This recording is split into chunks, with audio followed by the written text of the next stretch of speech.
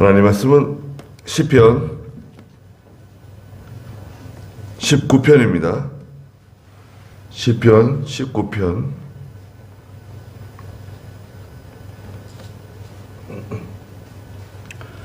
1절 말씀부터 보도록 하겠습니다. 시편 19편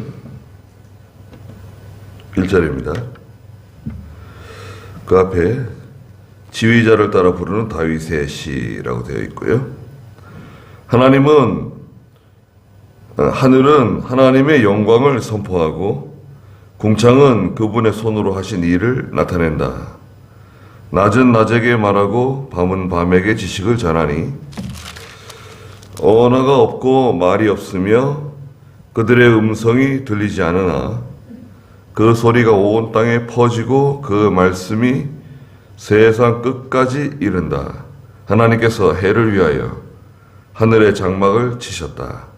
해는 신방에서 나오는 신랑과 같고 그 길을 달리기를 기뻐하는 장사 같아서 하늘 이 끝에서 나와서 하늘 저 끝까지 운행하니 그 열기로부터 숨을 자가 없다.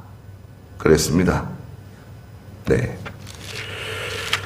여기 지금 읽은 1절부터 6절의 말씀에서는 하나님께서 하나님이 지으신 이 자연 만물 또 이 우주 만물을 통해서 하나님께서 보여주시는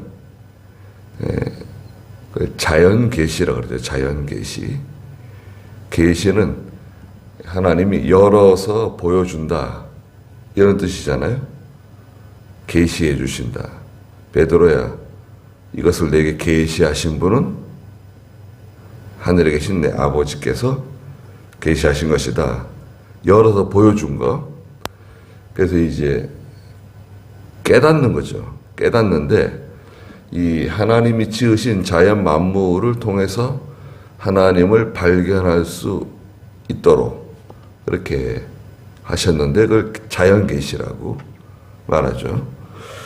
여기 그 다윗이 말하는 거 보면 1절에 하늘은 하나님의 영광을 선포하고 궁창은 그분의 손으로 하신 일을 나타낸다. 네. 하늘은 이 낮은 단계에 이 구름이 있는 성층권 아래 하늘, 구름이 떠다니고 바람이 불고 이렇게 하는 하늘. 궁창은 그 이상 저 우주라든지 이 광활한 천개죠, 천개. 예. 그래서 이제 그렇게 나타내는데 이것은 두 가지 의미를 가지고 있어요. 첫째는 이 눈에 보이는 가시적. 눈에 보이는 이 하늘이라든지 또 우주, 공간, 그것도 눈에 보인다고 우리가 가정을 합니다. 원래 우주 공간은 어둡죠. 어둡다기보다는 짙은 무슨 곤색, 카라멜색 같은 그런 색이 난데요. 근데 우리가 이렇게 하늘 보면 파란 하늘 보이잖아요. 파란 하늘. 우주가 파란 하늘은 아니죠. 바닷물이 비쳐가지고 이 하늘이 파랗게 보이는 거예요. 이 파란 색깔 있잖아요. 아, 하늘이 파랗다. 이 바닷물이 비쳐가지고 이렇게 우리 눈에 파랗게 보이는 거거든요. 원래는 거의 검은색으로 보여야 되는 거죠. 이 눈에 보이는 그 하늘, 궁창뿐만 아니라 이것은 눈에 보이지 않는 비가시적인 신령한 세계, 영적 세계까지 포함하는 말씀이세요. 하늘은 하나님의 영광을 선포하고 하늘에서 이루어지는 그런 자연의 그 순환, 움직임. 궁창은 그분의 손으로 하신 일을 나타낸다. 수많은 별들, 태양과 달 뿐만 아니라 이루 헤아릴 수 없는 수많은 별들. 굉장하죠. 네. 사람들은 그 별에다가 다 이름을 붙였어요. 번호를 붙이고 이름을 붙이고. 네. 보이는 별들은 다 그 이름이 있습니다. 2절에 낮은 낮에게 말하고 밤은 밤에게 지식을 전하니. 예, 시간이 지나가는 건데요. 낮이 계속 돌아가고 밤이 돌아가는 자연의 그 순환, 자연이 이렇게 돌아가잖아요. 계속 끊임없이. 여러분, 우리가 세상에 태어나서 계속 시간이 지나가고 있잖아요. 해가 뜨고 달이 뜨고 시간이 계속 반복적으로 지나가고 있는데 그 가운데 하나님께서 역사하시는 거죠. 시간이 지나는 동안에 시간 가운데, 공간 가운데 하나님께서 일하시고 계세요. 3절에 언어가 없고 말이 없으며 그들의 음성이 들리지 않으나 그 소리가 온 땅에 퍼지고 그 말씀이 세상 끝까지 이른다. 언어도 없고 말도 없고 음성도 들리지 않는데요. 자연에서 무슨 특별한 우리에게 주어지는 나무가 우리에게 말을 걸고 꽃이 우리에게 말을 걸고 새들이 우리에게 말을 걸고 짐승이나 바람이 우리에게 속삭이고 그것은 시적인 표현이고 실제로 말을 걸진 않잖아요. 그런데 그 가운데 말씀이 있다는 거예요. 그 말씀이 세상 끝까지 이른다. 이 말씀은 우리가 알고 있는 하나님 말씀을 가르치지 않고 그 단어가 다른 단어예요. 이 말씀은 서두에도 말씀드린 것처럼 자연 계시를 뜻해요. 자연 계시. 그 옆에다 하나 적어두세요. 이 말씀은 하나님 말씀이라고 말하면 안 됩니다. 이 말씀은 자연 계시다. 하나님께서 이 자연을 통해서 우리에게 보여주시는 하나님의 뜻, 하나님의 섭리, 하나님께서 주장하시잖아요. 바람이 불고 시간이 흐르고 해가 뜨고 해가 지고 수많은 사람들이 또 태어나기도 하고 죽기도 하는 이런 과정, 이런 과정을 뜻해요. 하나님께서 해를 위하여 장막을 치셨다. 해가 이제 떴다가요. 해가 동쪽에서 뜨잖아요. 해가 떠가지고 서쪽으로 지는데, 그래서 해가 지게 되면 자기 장막으로 돌아간다는 거예요. 시적인 표현이죠. 끊임없이 이렇게 작동되고 있잖아요. 우리는 잘 그런 것을 인식하지 못하고 그런 걸 잘 느끼지 못하고 살아가지만, 그냥 우리는 세상에서 막 일하느라고 또 세상에서 살아가느라고 하나님이 지으신 이 자연계, 이렇게 하늘을 보고 별을 보고 달을 보고 태양을 보고 구름이 흘러가는 것을 보고 그러면서 하나님을 발견하고 하나님이 하시는 일을 깨닫고 왜냐하면 존재하는 모든 것은 누군가 만든 거예요. 네? 구름, 별, 달, 태양. 존재하는 모든 것은 누군가 만들었기 때문에 존재하는 겁니다. 우연히 만들어진 건 없어요. 자연스럽게 만들어졌다. 절대 그렇지 않습니다. 여기 종이 있는데 이게 자연스럽게 만들어졌다 그러면 그 사람 이상한 사람이죠. 여기 마이크가 자연스럽게 만들어진 것이다. 여기 들어있는 이런 음성 칩들, 음성 칩에 박혀있는 반도체라든지 수많은 눈에 보이지 않는 작은 전선들 다 자연스럽게 만들어졌다. 말이 되는 건가요? 이 전선 속에 가느다란 그런 머리카락보다 가는 그런 전선들이 막 얽혀가지고 이 통신선 연결되어 있는데 굉장히 예민한 통신선이거든요. 이 마이크선이 자연스럽게 만들어졌다. 그렇지 않죠? 핸드폰이 자연스럽게 만들어졌다? 그 초등학생이 어린아이가 들어도 그걸 웃을 일이죠. 그런데 이 우주 만물 돌아가는 거 보세요.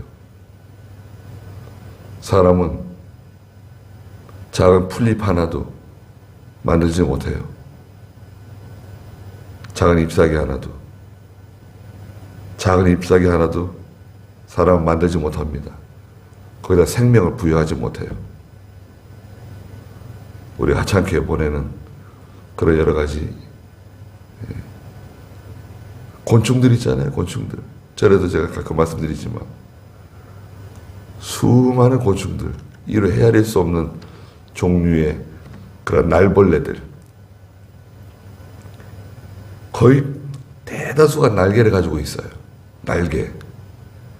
잠자리나 벌이나 그런 것 때문에 날개를 가지고 있는 게 아니라 정말 작은, 정말 이렇게 작은 것들도 다 날개를 가지고 있고 그 날개로 다 날아다니고 있고, 예.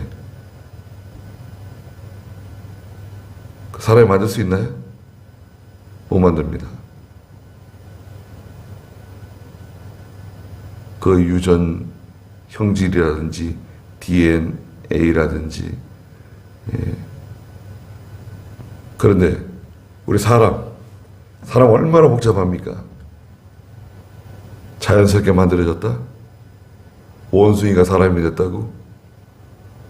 그걸 주장하는 사람, 믿는 사람, 진화론이죠. 원시 진화론, 뭐 여러 가지 진화론들이 있는데 얼마나 어리석은 주장입니까? 만들어져 있는 것은, 존재하는 것은 누군가 만든 분이 있는 거예요. 누군가 만든 겁니다. 그걸 발견하는 거죠. 가만히 그걸 생각하고 그것을 가만히 관찰하면 하나님을 발견할 수 있게끔 하나님이 만들어 놓으셨는데 그게 자연 계시라고 합니다. 그런데 자연 계시도 한계가 있어요. 무슨 한계가 있느냐? 자연 계시를 통해서 진리를 깨닫지는 못해요. 그리스도를 발견하지는 못해요. 그럼 뭐냐? 자연 계시는 하나님이 계신다. 창조주가 계신다. 거기까지 발견할 수 있어요. 그분이 뭔가 다스리고 계신다. 거기까지는 발견할 수 있습니다. 그 이상은 자연계시를 통해서는 발견할 수가 없어요. 그 자연계시 한계 어디까지냐? 이 6절까지예요. 5절에 해는 신방에서 나오는 신랑과 같고 해가 아침에 확 떠오르는데 마치 신방에서 나오는 신랑처럼 밝고 빛나게 아름답게 떠오른다는 거예요. 태양이 얼마나 참 눈부시고 아름답습니까? 사람들이 다 좋아하잖아요. 새해 첫날 해돋이를 보기 위해서. 야, 그거 어떻게 좀 없어지든지 어떻게 좀 하면 좋을 텐데 왜 그 해돋이를 보겠다고? 사실은 눈에 보이는 해를 바라보는 것보다 하나님의 영광을 바라보는 것이 더 귀한 건데, 사실은.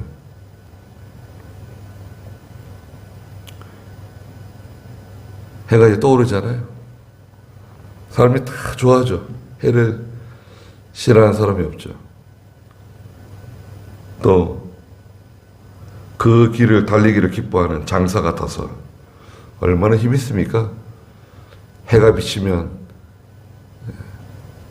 얼음이 녹고 눈이 녹고 땅이 소생하고 새싹을 피우고 나무들이 자라가고 사람들도 그죠?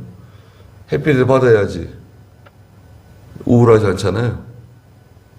비타민 D가 막 만들어지고 말이죠. 기분이 좋아지고 햇빛을 하루에 30분에서 1시간 이상씩 쬐라는 거 아니에요.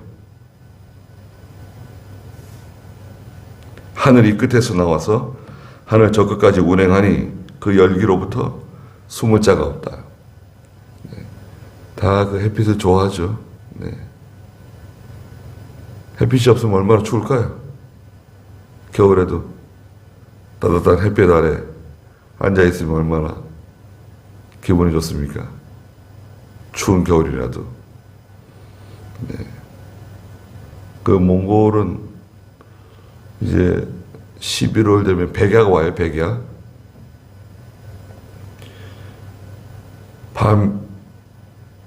밤에도 해가 있어가지고 밝은 거예요. 한 11시까지. 한 11시 반까지. 환해요.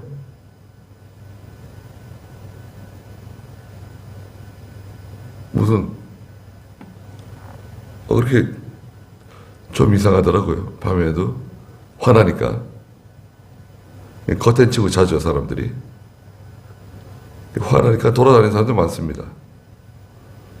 근데 딱 그 시간이 딱 지나가면 갑자기 확 어두워져요. 예. 백야. 그런 것도 참, 예. 북쪽이니까 몽골이 이북보다 한참 위에고 중국보다 위에 있잖아요. 위에 있어서 그런지 백야 현상이 있습니다. 햇볕이 비치면 다 좋아합니다. 네. 그 자연 계시의 한계. 누군가 이것을 창조하신 창조주가 계신다. 이것을 운행하시는, 주장하시는 어떤 큰 그 권세를 가지신 어떤 신적 존재가 있다. 여기까지 자연 계시의 한계예요. 그 다음에 뭐냐? 그 다음에는 특별 계시가 필요하죠. 특별 계시. 특별 계시는 하나님 말씀이죠. 하나님 직접 가르쳐 주신 그 계시의 말씀. 직접 하시는 거 있잖아요. 이제 특별 계시라 그럽니다. 7절인데요. 여호와의 율법. 여호와의 율법, 하나님 말씀입니다. 여호와의 율법은 완전하여 영혼을 소생시키고, 하나님의 말씀은 완전성. 하나님의 말씀은 하나님의 종들, 선지자들과 여러 하나님의 종들을 통해서 말씀하시고 기록하시고 책으로 만들어서 오늘 우리가 성경이라고 하는 하나님 말씀을 갖게 됐죠. 저자가 약 40명, 기간은 약 4,000년 걸쳐서 이 성경이 만들어졌는데 완전 무결하죠. 부족한 게 하나도 없어요. 영혼을 소생시킨다. 하나님 말씀은 죽은 영을 살려내는 말씀이죠. 또 여호와의 증거는 확실하고 어리석은 사람을 지혜롭게 한다. 하나님의 말씀은 확실해요. 뭐 긴가민가 어정쩡한 왔다 갔다 하고 이랬다 저랬다.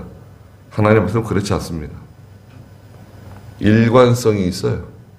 창세기부터 요한계시록 마지막까지 하나님의 말씀은 일정하고 일관성이 있어요. 그 일관성이 뭐냐? 예수 그리스도가 핵심이에요. 창세기 1장 1절부터 요한계시록 마지막 절까지 핵심은 예수 그리스도세요. 복음이에요, 복음. 그 성경의 일관성.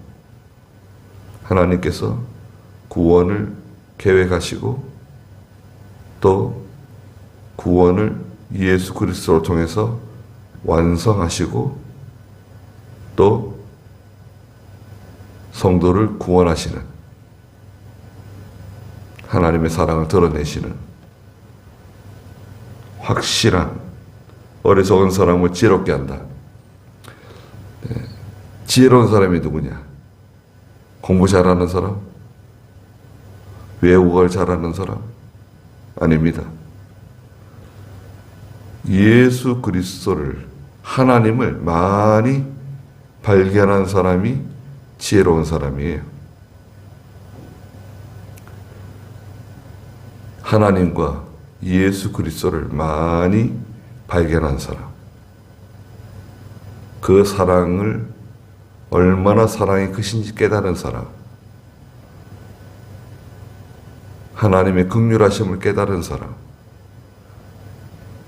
그 말씀을 통해서 하나님을 많이 발견한 사람이 지혜로운 사람입니다. 세 번째는 8절에 여호와의 교훈은 정당하여 마음을 즐겁게 한다. 하나님 말씀은 우리의 마음을 즐겁게 만들어요. 하나님 말씀은 우리에게 힘을 주는 말씀.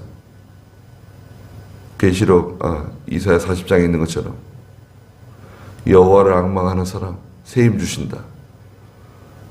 하나님 말씀을 들으면 힘이 나고 위로를 받고 기쁨을 얻게 돼요. 네 번째는 여호와의 명령은 순수하여 눈을 밝게 한다. 하나님 말씀은 깨끗해요. 어떤 혼합물이라든지 찌꺼기가 들어가 있지 않습니다. 순수하다고 하는 것은 우리 인간적인 측면에서는 욕심이 없는 거예요. 사심이 없는, 뭔가 이렇게 이중적이고 변질되기 쉬운 그런 게 아니라 이거죠. 아주 깨끗한 그 하나님의 통치, 하나님의 그 역사하심. 눈이 밝아져요.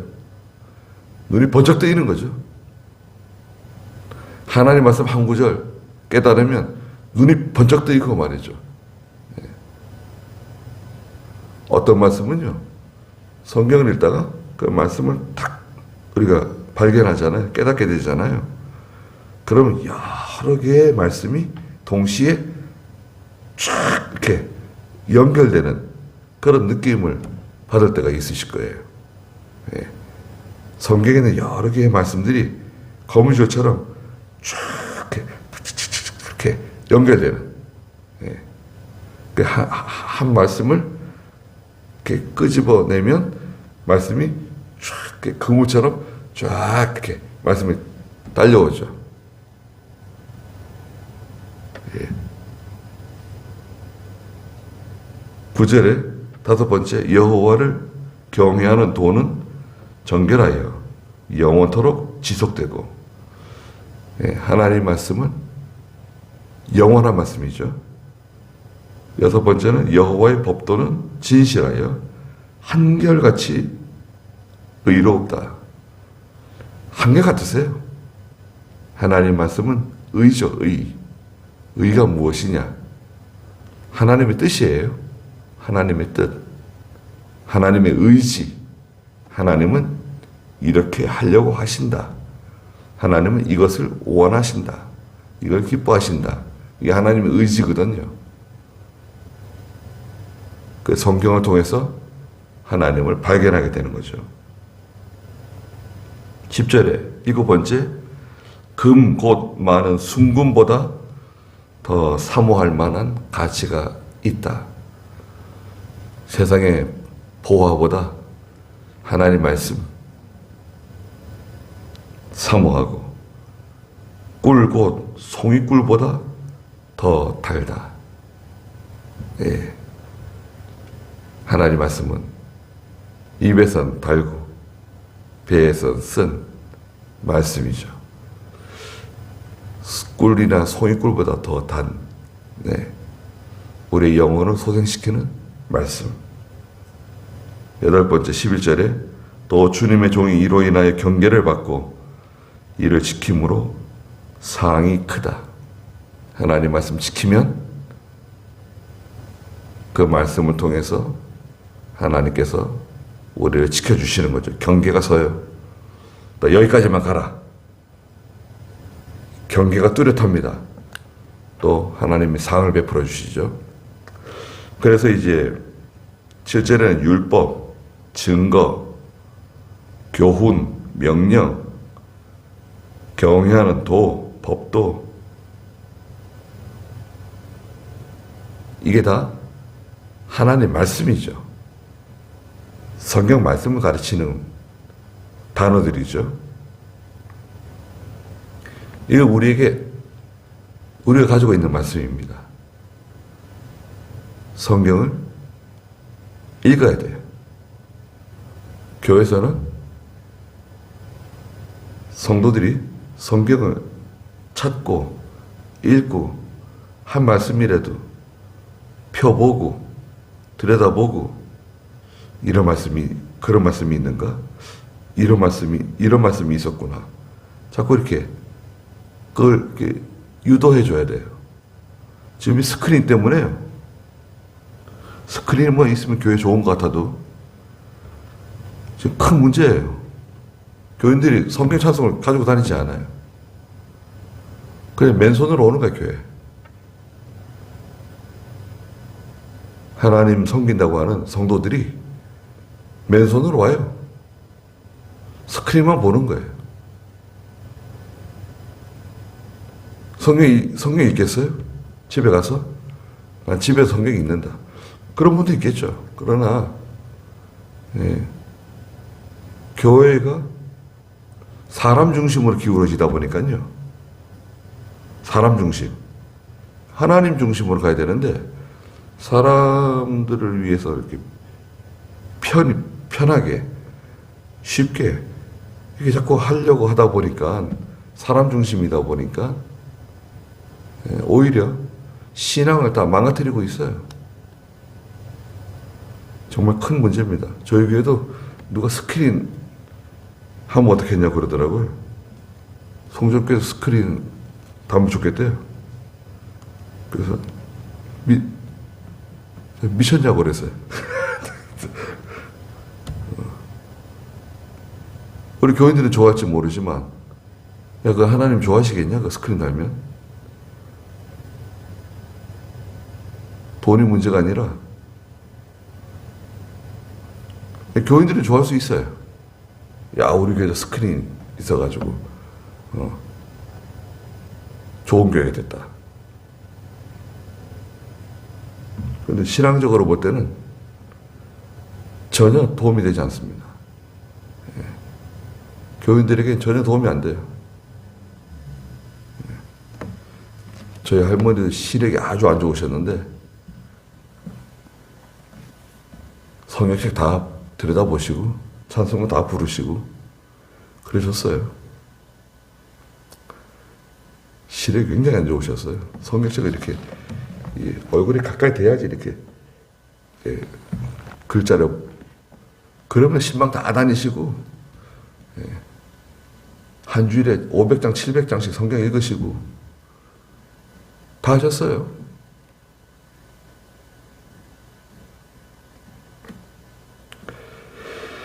거기까지 하죠. 기도하겠습니다. 거룩하신 하나님, 하나님께서 저희들에게 자연 만물을 통해서 하나님이 지으신 이 자연을 통해서 계시하시는, 깨닫게 하시는 하나님의 섭리와 하나님의 뜻을 발견하게 해주시고 하나님을 찬송하며 하나님께 감사드리며 하나님이 얼마나 능력이 위대하시고 그 지혜가 무궁무진하신지 그 가운데 저희들을 이렇게 사람의 모습으로 세상에 오게 하시고 하나님을 섬길 수 있는 믿음 주시고 하나님의 자녀로 삼아서 영생을 저희들이 허락해 주신 하나님 아버지, 또 저희들에게 하나님의 말씀을 깨닫게 하시고 발견하게 하시고 그 말씀을 통해서 우리가 생명길을 걸어가게 하신 하나님, 그 큰 은혜와 사랑을 생각할 때마다 항상 감사하며 기뻐하며 모든 것을 하나님께 맡기고 하나님을 통해서 즐거워하는, 기뻐하는 저희가 다 되게 해주시고 이 말씀을 꿀과 소의 꿀보다 더 가치 있게 사모하고 이 말씀을 끝까지 잘 따라가는 저희가 되게 해주시옵소서. 거룩한 주일이오니 주께서 영광을 다 받아주시고 예수님의 이름으로 기도드리옵나이다. 아멘.